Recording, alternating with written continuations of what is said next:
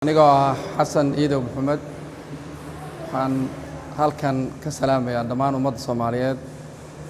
qaas ahaan guddiga doorashooyinka iyo howlwadeennada aqalka sare oo runtii ugu mahadcelinaya hawsha wanaagsan ee ay ummadda u hayeen ee muddo ku soo jireen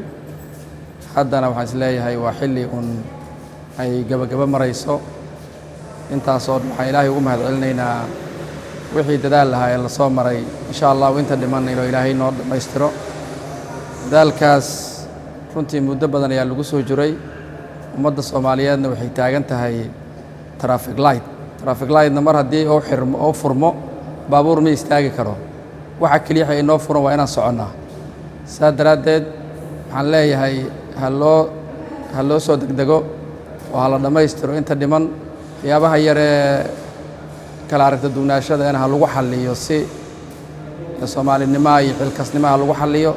ummadda Soomaaliyeedna halka albaab u furan waa doorasho dalkuna waa inuu doorasho galaan leeyahay intaasna waa intaan u diraayo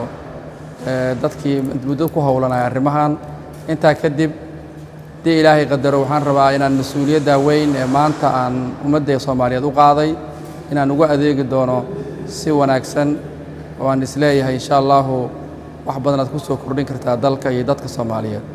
Assalaamu calaykum waraxmatullaahi wabarakaatuh.